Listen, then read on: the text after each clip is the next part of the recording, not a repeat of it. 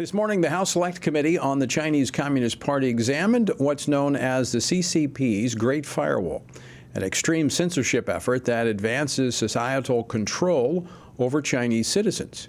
Now, we see the importance of this Great Firewall to Communist Party officials by the fact that despite China's massive military buildup, the CCP still spends more on its own internal security than on its military. And that's saying a lot.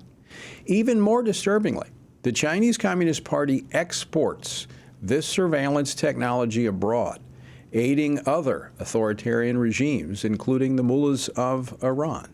Joining me now to discuss this is Congresswoman Ashley Hinson. She serves on the House Select Committee on the Strategic Competition between the United States and the Chinese Communist Party and the House Appropriations Committee. She represents Iowa's 2nd Congressional District. Congresswoman Hinson, welcome to Washington Watch. Thanks for joining us. Of course, Tony. Thanks for having me. So let's jump right into this hearing today. I think a lot of eyes are distracted. You know, even when we're not focused on domestic politics, we've got Ukraine, we've got the Middle East, but China's a real threat. What did you learn today? Yeah. Well, first and foremost, I think we reiterated what we already know, which is that China continues to rule its own people with an iron fist. The CCP tightly controls all of the information that the Chinese people are able to consume. They are obviously trying to control the narrative. I heard in your intro they spend billions of dollars, right? They have lots of people in charge of controlling the narrative there, but that is really so that they can continue to control every aspect of their citizens' lives. So this great firewall that they've constructed it's kind of this not only censorship platform, but it's a propaganda machine as well. And so they don't have a free press. Their people are hungry for this information. And so I think the key takeaways I have from this is we need to do everything we can as the United States and with our freedom-loving allies to figure out new and innovative ways to get that information to them. They aren't accessing that outside information. How can we make sure we get it to them? And then second, takeaway-wise, I think it's really important that we look at diplomacy opportunities. China is certainly taking advantage of that through their Belt and Road Initiative. We call it the debt trap diplomacy, but they're doing the same thing with technology as well.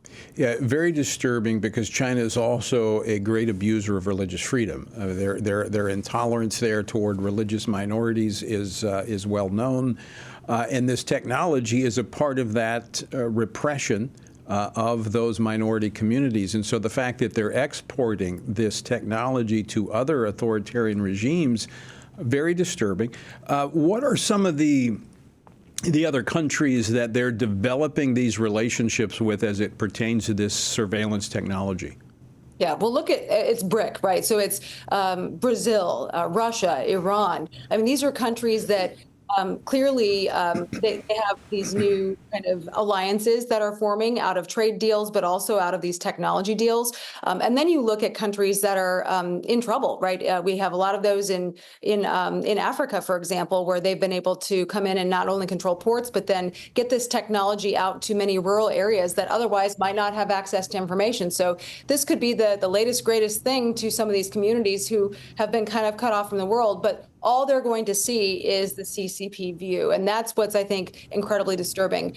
One of the other takeaways out of that hearing today, you know, I asked a little bit about rip and replace and how we as the United States, you know, we love cheap technology. And that's the biggest challenge here is how do we balance protecting ourselves and these nations as well, protecting themselves from the CCP's malign intentions with access to technology so that people can continue to grow, to innovate and advance thought. So that's kind of the balance we're trying to figure out is what is government's role in that going forward.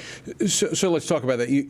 So the issue there being the cheap technology that's coming from China, that American consumers, they want the best price, but we're fueling this repressive government by, you know, with our dollars, the profits that come from American consumers. So there's not just a government role here, but there's also a consumer role when you consider what your profits are being used for. Right. So one of the examples in the hearing today was about solar panels, how that technology was actually American innovation, that IP was stolen, and then the Chinese are now manufacturing and using that stolen IP to sell those products back into the United States for solar. So I think that's, the circle has completed itself there. One area where we're trying to look at enforcement, right, because this is one thing the CCP is very good at, is continuing to find workarounds. We're looking at trade enforcement, tariff enforcement. Is there more that we need to be doing to actually go after these egregious examples, which we continue to find examples of? So I think we should go into this eyes wide open, though. Every dollar that we send to the Chinese Communist Party is going to be used against the United States in one way or another. Congresswoman Hinson, I think that is an excellent point. And so it's not just the government that has a responsibility here. It's the consumers as well. And I do think it's important to be exposing this, and how you just described the circle where the technology is being stolen from the United States, taken to China, manufactured and sold back to the United States. I think that's important for consumers to know. I want to go back to something you said just a moment ago, Congresswoman, about getting information beyond the firewall. Back in the before the fall of the wall in Eastern Europe, when the wall came down in the late 80s, early 90s, and freedom began to move there, we had the Voices of America that would send signals. Of course, that was back in the days of radio signals. Is there some discussion about how we get the message across this Great Firewall, given that so much is driven today by the internet? Yeah, absolutely. And that's where the technology side is really, really key here. You have groups of people who are trying to create that next greatest VPN access or app that people will be able to get a hold of. People are looking, right? And I think that's the most important thing here, whether it's, you mentioned kind of the Eastern Bloc and what's happening there versus what's happening in communist China.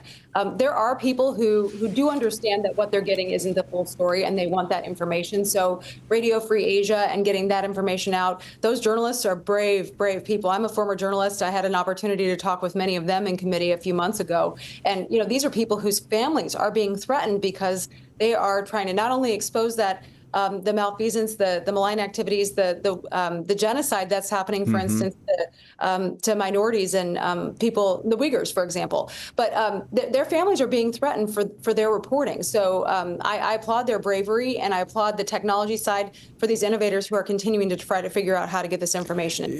That's another good point that you bring up, Ashley, that the technology can be used for good or bad. It's who's using it. I mean, we can use it to get information in. It can be used to block information from coming in.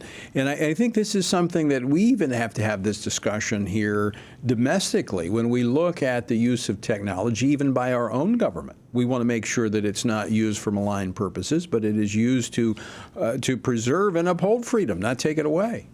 Absolutely. And that's something I think we're very, very sensitive to. We want to make sure we're giving the intelligence community the tools that they need to do things in the right way. But we sure want to hold them accountable for the mistakes of the past and make sure they don't happen again. Because I think if there is one thing that we value here in the United States, it is that we don't have a surveillance state without due process, right? We need to make sure that we respect those laws on the books and preserve American freedom, because that is certainly something that they do not have in the Chinese Communist Party. Yeah, and if you're not protecting it and being vigilant, you could easily lose it in this modern day of technology. We just got about 45 seconds left, and I want to get your response, Congresswoman Hinson, to the announcement today that the Director of the Secret Service is going to resign. Yeah, it's about time. I mean, it was just over a week ago that President Trump almost lost his life, and the failures of the Secret Service, there has to be accountability here. And what we saw out of Director Cheadle, or I should say former Director Cheadle, over the last week was punting on that. She didn't want to take credit for it. There was misinformation out there about, oh, did they or didn't they deny requests for more protection? I think Congress is certainly going to do its job in getting that information. We've just launched a new commission, a bipartisan commission, to try to get to the bottom of it. But the American people do want to have faith in the Secret Service. And I think that all of these people should rely on the Secret Service and know that they can trust them for protection, no matter who's running for president. Congresswoman Hinson, thank you so much for joining us today. Always great to see you. Thanks so much for filling us in on today's hearing. Of course. Thanks, Tony.